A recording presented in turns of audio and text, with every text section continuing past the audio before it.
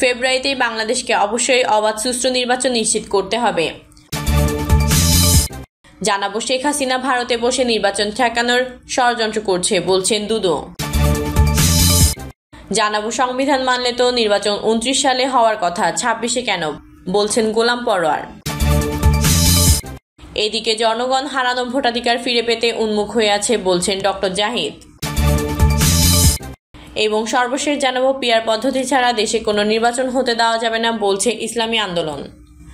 এতক্ষণ শুনছিলেন সংবাদ শিরোনাম, এবারে বিস্তারিত।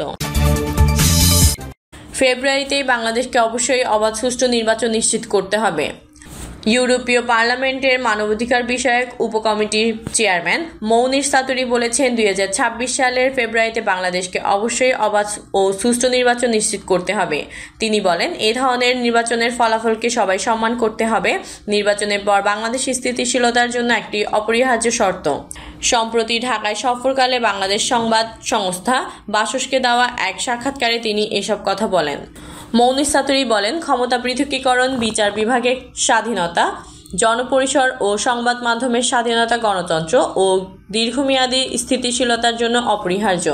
ফেব্রুয়ারি নির্বাচন বাংলাদেশের গণতান্ত্রিক উত্তরণের একটি গুরুত্বপূর্ণ পদক্ষেপ হবে উল্লেখ করে তিনি বলেন, অর্থনৈতিক উন্নয়ন এবং মানুষের জীবনমান উন্নয়নের জন্য রাজনৈতিক স্থিতিশীলতা অপরিহার্য। তিনি আশা প্রকাশ করে বলেন, নির্বাচনের ফল যাই হোক না কেন, ইউরোপীয় পার্লামেন্ট পরবর্তী নির্বাচিত সংসদের সঙ্গে কাজ করবে।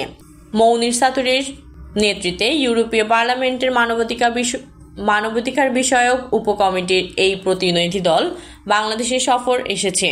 বড় ধরনের রাজনৈতিক পরিবর্তনের আগে ইইউ অংশীদার দেশগুলোতে এ ধরনের তথ্য অনুসন্ধান মিশন পাঠিয়ে থাকে। প্রতিনিধি দলে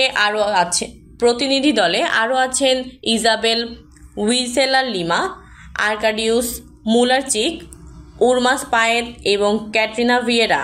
বাংলাদেশকে এই মুহূর্তে বেছে নেওয়ার কারণ হিসেবে সাউতুরি বলেন, দেশটি গণতান্ত্রিক উত্তরণের এক গুরুত্বপূর্ণ সন্ধিক্ষণে রয়েছে এবং একই সঙ্গে ইইউ বাংলাদেশের সঙ্গে সহযোগিতা গভীর করার প্রক্রিয়ায় রয়েছে। এর মধ্যে পার্টনারশিপ অ্যান্ড কোঅপারেশন এগ্রিমেন্ট আলোচনাও অন্তর্ভুক্ত। সাউতুরি ব্যাখ্যা দিয়ে বলেন, ইইউ যখনই কোনো তৃতীয় দেশের সঙ্গে সম্পর্ক জোরদার করার সিদ্ধান্ত নেয়, তখন আমরা মানবাধিকার পরিস্থিতি, আইনের শাসন এবং মৌলিক স্বাধীনতার বিষয়গুলো পর্যালোচনা করি, কারণ এগুলো যে কোনো ইইউ চুক্তির অবিচ্ছেদ্য অংশ। 2024 সালে জুলাই অভ্যুত্থানের পর থেকে বাংলাদেশের রাজনৈতিক উত্তরণের প্রসঙ্গে সাউতুরি বলেন, অন্তর্বর্তীকালীন সরকার বেশ কিছু পদক্ষেপ নিয়েছে যা দৃশ্যমান প্রভাব ফেলছে। তবে তিনি বলেন, প্রক্রিয়াটি এখনও সম্পূর্ণ হয়নি। তিনি বলেন, এই পর্যন্ত গৃহীত সংস্কারগুলো যদি ব্যাপক সমর্থন পায় এবং নির্বাচিত সংসদ সেগুলো বাস্তবায়ন করে, তাহলে সর্বোত্তম পরিবেশে শেখ হাসিনা ভারতে বসে নির্বাচন ঠেকানোর ষড়যন্ত্র করছে, বলছেন দুদু। বিএনপির ভাইস চেয়ারম্যান শামসুজ্জামান দুদু বলেছেন, শেখ হাসিনা ভারতে বসে দেশে বিশৃঙ্খলা পরিস্থিতি সৃষ্টি ও নির্বাচন ঠেকানোর ষড়যন্ত্র করছে। এর মাধ্যমে চোরাগোপ্তাভাবে দেশে ফেরার চেষ্টা করছে তারা।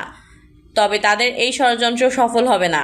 শামসুজ্জামান দুদু বলেন, দেশকে নির্বাচনের পথে নেওয়া গেলে সব ষড়যন্ত্র ব্যর্থ হবে, এমনকি দেশের পরিস্থিতিও স্বাভাবিক হবে। নির্বাচনের মাধ্যমে জনগণকে ভোটাধিকার ফিরিয়ে দেওয়া হবে। দেশে সুষ্ঠু নির্বাচন দিলে আওয়ামী লীগের এমন করুণ পরিণতি হতো না, মন্তব্য করেন বিএনপির এই ভাইস চেয়ারম্যান। বলেন, বাংলাদেশে বর্তমান সময়ে সবচেয়ে বড় প্রয়োজন একটি গ্রহণযোগ্য নির্বাচন। এই নির্বাচনের প্রত্যাশায় দীর্ঘ 16-17 বছর ধরে আন্দোলন সংগ্রামে অনেক তরুণ প্রাণ ঝরে গেছে। লক্ষাধিক নেতাকর্মীর নামে মামলা হয়েছে এবং গণতন্ত্র রক্ষায় মানুষ নির্বাসিত জীবনযাপন করছে। তিনি আরও বলেন, শেখ হাসিনা গত 16 বছর জোর করে ক্ষমতা কুক্ষিগত করে রেখেছিল। সে সময় বিরোধী দলের কথা শুনলে তাকে লজ্জাজনকভাবে পালাতে হতো না। বর্তমানে ব্যাংকে কোনো টাকা নেই, সব টাকা শেখ হাসিনার লোকেরা পাচার করেছেন। দুদু এ সময় হুঁশিয়ারি দিয়ে বলেন, তারা যদি আবার ষড়যন্ত্র করে নির্বাচন বানচালের চেষ্টা করে, তাহলে জনগণ আর কোনো ষড়যন্ত্র মেনে নেবে না, সম্মিলিতভাবে আবার তাদের প্রতিহত করবে। সংবিধান মানলে তো নির্বাচন 29 সালে হওয়ার কথা, 26-এ কেন, বলছেন গোলাম পরোয়ার। অন্তর্বর্তী সরকারের উদ্দেশ্যে জামায়াতে ইসলামীর সেক্রেটারি জেনারেল অধ্যাপক মিয়া গোলাম পরোয়ার বলেছেন, যখনই পিআর পদ্ধতির কথা বলি তখনই আপনি সংবিধান দেখান। সংবিধান মানলে তো আপনি যে চেয়ারে বসে আছেন সেটা অবৈধ। সংবিধান মানলে তো শেখ হাসিনার সংবিধান অনুযায়ী 5 বছর পর 29 সালে নির্বাচন অনুষ্ঠিত হওয়ার কথা। তাহলে 26 সালের ফেব্রুয়ারিতে নির্বাচনের কথা কেন বলছেন? সরকারের উদ্দেশ্যে জামায়াতের এই নেতা আরও বলেন, আমাদের দাবি পিআর মানতে হবে। সার্ভেতে 70% মানুষ পিআরের পক্ষে সমর্থন জানিয়েছে। ঐক্যমত্য কমিশনে 31 দলের মধ্যে 25টি দল পিআরের পক্ষে রয়েছে। একটি দলের কেউ কেউ বলছেন পিআর খায় না, মাথায় দেয়। কোনো রাজনৈতিক ব্যক্তিত্ব এটা বলতে পারে না। তাই পিআর বাস্তবায়নের জন্য গণভোট দিন। রায় পিআরের পক্ষে আসে নাকি বিপক্ষে আসে যাচাই করুন। জনগণ যদি পিআর মানে তাহলে আপনাদেরও মানতে হবে। আর জনগণের রায় যদি পিআরের বিপক্ষে হয় তাহলে আমরা জামায়াতে ইসলামী মেনে নেব। কিন্তু তারা তো গণভোটকে ভয় পাচ্ছে। গোলাম পরোয়ার বলেন, গায়ের জোরে দেশ শাসনের দিন শেষ হয়ে গেছে। বিরোধী দলকে দমন করে আজীবন ক্ষমতায় থাকার স্বপ্ন যারা দেখেন সেই দিন শেষ হয়ে গেছে। সাহস থাকলে গণভোট দেন। জনগণের রায়ের প্রতি আমরা শ্রদ্ধা রাখি। গায়ের জোরে কিছু ঠেলে দিয়ে চলে যাবেন, তা হবে না। জামায়াতের এই নেতা বলেন, গুরুত্বপূর্ণ সংস্কারগুলো বাস্তবায়ন না করে বিদ্যমান রাষ্ট্র কাঠামোতে যদি আবার নির্বাচন হয় তাহলে আর একটি হাসিনার জন্ম হবে, আর একটি ফ্যাসিবাদের জন্ম হবে। বাংলার মানুষ তা হতে দেবে না। গোলাম পরোয়ার আরও বলেন, পিআরের মধ্য দিয়ে সবার অংশীদারিত্বের ভিত্তিতে যদি পেশি শক্তি ও কালো টাকা মুক্ত কোয়ালিটিপূর্ণ পার্লামেন্ট হয়, সরকার গঠন হয়, তাহলে কোনো দলের পক্ষে ফ্যাসিবাদী হয়ে ওঠার সম্ভাবনা নেই। তাই তারা পিআর ঠেকাতে চায়। জনগণ হারানো ভোটাধিকার পেতে উন্মুখ হয়ে আছে বলছেন ডক্টর জাহিদ। বিএনপির স্থায়ী কমিটির সদস্য ডক্টর AZM জাহিদ হোসেন বলেছেন, আগামী 2026 সালের ফেব্রুয়ারি মাসের মধ্যে নির্বাচন হবে, এটা প্রধান উপদেষ্টা বলেছেন। নির্বাচন কমিশন এটা বলেছে এবং দেশের রাজনৈতিক দলগুলো চায়। দেশের জনগণ তাদের হারানো ভোটাধিকার ফিরে পাওয়ার জন্য উন্মুখ হয়ে আছে। কিন্তু কেউ কেউ নির্বাচনকে বানচাল করার জন্য বলছে আবার নাকি 1/11 আসবে, আবার নাকি দেশে স্বৈরাচারের আবির্ভাব হবে। যারা নির্বাচনের পথ প্রশস্ত করতে 1/11-এর ভয় দেখান এবং ষড়যন্ত্র করছেন তারা জোয়ার ভাটার এই দেশে জোয়ারের পানিতে ভেসে যাবেন।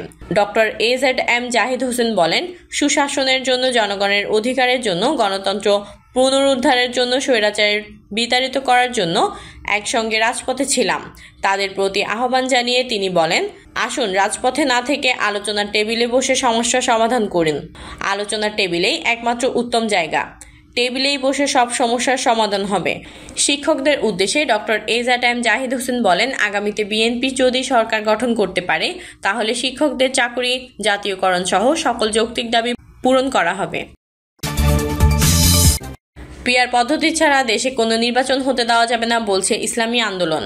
জুলাই সনদের ভিত্তিতে আগামী জাতীয় সংসদ নির্বাচন লেভেল প্লেয়িং ফিল্ড নিশ্চিত, গণহত্যার বিচার দৃশ্যমান বিশেষ ট্রাইব্যুনালে ফেসিবাদের দোষী জাতীয় পার্টি ও 14 দলের বিচার এবং বিচার চলাকালীন তাদের কার্যক্রম নিষিদ্ধের দাবিতে রাজশাহীতে বিক্ষোভ করেছে ইসলামী আন্দোলন বাংলাদেশ। সমাবেশে বক্তারা বলেন, প্রয়োজনে বাংলাদেশে আরেকটি গণ অভ্যুত্থান হবে, কিন্তু পিআর পদ্ধতি ছাড়া কোনো নির্বাচন বাংলাদেশে হতে দেওয়া যাবে না। বক্তারা বলেন, গত 54 বছরে যারা শাসক হিসেবে ছিল তারা কখনোই শাসন করেনি, শোষণ করেছে। স্বাধীনতার পর দেশের মানুষ মুক্তির যে আশা করেছিল এখন পর্যন্ত তা দেখতে পায়নি। 24-এর গণ অভ্যুত্থানের পর দেশবাসী মুক্তির যে পথ দেখিয়েছিল বর্তমানে বাস্তবায়িত হচ্ছে না।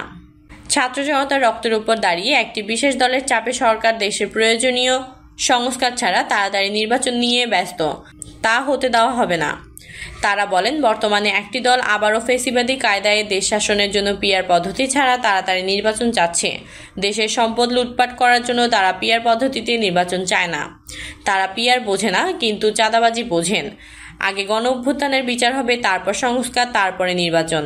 প্রয়োজন হলে বাংলাদেশে আরেকটি গণ অভ্যুত্থান হবে, কিন্তু পিআর পদ্ধতি ছাড়া কোনো নির্বাচন হবে না। প্রিয় দর্শক, এই ছিল সর্বশেষ সংবাদ। আপডেট সব সংবাদ পেতে চ্যানেলটি সাবস্ক্রাইব করে বেল আইকনটি ক্লিক করে রাখুন। কমেন্টে আপনার মতামত জানিয়ে আমাদের সাথে থাকুন। ধন্যবাদ।